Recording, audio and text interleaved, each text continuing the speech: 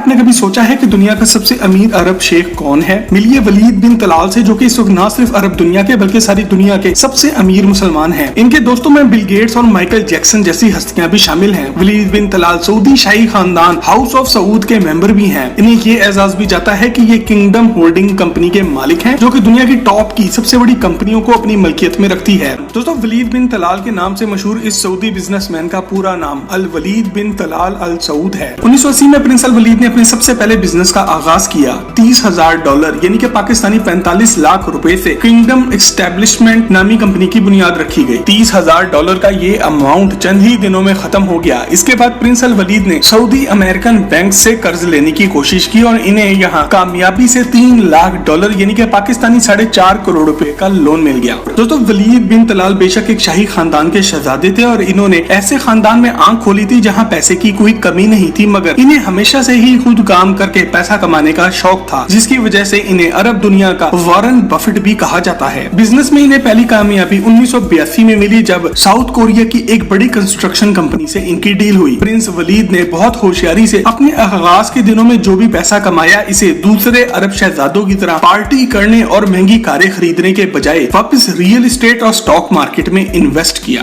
दोस्तों, 1984 में जब सऊदीया का ऑयल बूम का दौर खत्म होने को आया, तो इस वक्त दो Saudi bank, United Saudi commercial bank USCB और सऊदी कायरो बैंक SCB दिवालिया होने जा रहे थे। प्रिंस वलीद ने बड़ी होशियारी से इन दोनों बैंकों को खरीद लिया और इन्हें आपस में मिलाकर यूनाइटेड सऊदी बैंक USB बनाया। 1989 में प्रिंस अल वलीद के अपने जाती असासे $1.4 बिलियन तक पहुंच चुके थे, यानी कि पाकिस्तानी 21,700 करोड़ रुपए। ये वो वक्त था जब दुनिया तेजी से इंफॉर्मेशन टेक्नोलॉजी में तरक्की करना शुरू हो चुकी थी और नौजवान प्रिंस ने ये बात भी भांप ली थी कि आने वाला वक्त इंफॉर्मेशन टेक्नोलॉजी का होगा। इन्होंने इस वक्त नौजवान बिल गेट्स को इस काम में सारी दुनिया से आगे पाया और इस पर तोहफों की बारिश कर दी। इस तरह प्रिंस वलीद को बिल गेट्स की शक्ल में एक अच्छा दोस्त और दुनिया का टॉप का बिजनेस पार्टनर भी मिल गया। दोस्तों, ये बात तो आप भी जानते ही होंगे कि अमीर अरब शेख कई शादियां करते हैं, मगर प्रिंस अल वलीद ने ज्यादा नहीं, सिर्फ 3 शादियां की हैं। और इनकी डिटेल में जानने से पहले अगर आपको ये वीडियो पसंद आ रही है तो अभी इसे एक लाइक देकर हमारी हौसला अफजाई जरूर करें। दोस्तों, प्रिंस अल वलीद ने सबसे पहली शादी तो शाही खानदान में ही की। दलाल बिनते सऊद बिन अब्दुल अजीज इनकी ही कजन थी और सऊदी शाही खानदान अल सऊद की एक शहजादी थी। इसके बाद दूसरी शादी प्रिंस ने ईमान बिनते नसीर बिन अब्दुल्ला अल सदूरी से की, मगर जिस शादी का सबसे ज्यादा चर्चा हुआ वो इनकी तीसरी शादी थी, जो कि अमीरा अल तवील से हुई। अमीरा भी शाही खानदान की ही एक शहजादी थी और शादी के वक्त इनका प्रिंस अल वलीद से काफी ज्यादा एज डिफरेंस भी था। ये शादी काफी धूमधाम से हुई और लोगों को इन दोनों की ये जोड़ी काफी पसंद भी आई। अफसोस के 2008 में होने वाली ये शादी सिर्फ 5 साल ही चल सकी और इन दोनों की 2013 में तलाक हो गई। अलग होने के बावजूद भी शहजादी अमीरा प्रिंस अल वलीद की अच्छी दोस्त हैं और इनके बनाए हुए अल वलीद बिन तलाल फाउंडेशन की वाइस चेयरमैन भी हैं और दुनिया भर में फलाह बहबूद के काम करती नजर आती हैं। दोस्तों, प्रिंस अल वलीद दुनिया के सबसे अमीर मुसलमान हैं और मुसलमान दुनिया में हमेशा इनकी शाह खर्चियों पर तनकीद भी की गई। सबसे पहले इनके पर्सनल जेट के बारे में बात कर लेते हैं। इनके पास कोई 60-70 मिलियन डॉलर का G5 जेट नहीं, बल्कि पूरा बोइंग 747 खरीद कर इसे इन्होंने अपने टेस्ट के मुताबिक तैयार करवाया। जहाज में दाखिल हो तो दरमियान में इनकी ये गोल्डन शाही कुर्सी लगी हुई है, जहां ये अपनी तमाम बिजनेस मीटिंग्स करते हैं। ये जहाज अंदर से 2 मंजिला है और इसमें मीटिंग रूम के अलावा 4 बेडरूम, तुर्किश बाथ, जहाज में ऊपर नीचे आने जाने के लिए लिफ्ट सिस्टम, सिनेमा और मेहमानों के लिए गेस्ट रूम्स भी मौजूद हैं। अगर आप अभी तक ये सोच रहे हैं कि ये जहाज कितना बड़ा है, तो इसका अंदाजा इस बात से लगा लें कि इस जहाज में आराम से 800 बंदा सफर कर सकता है।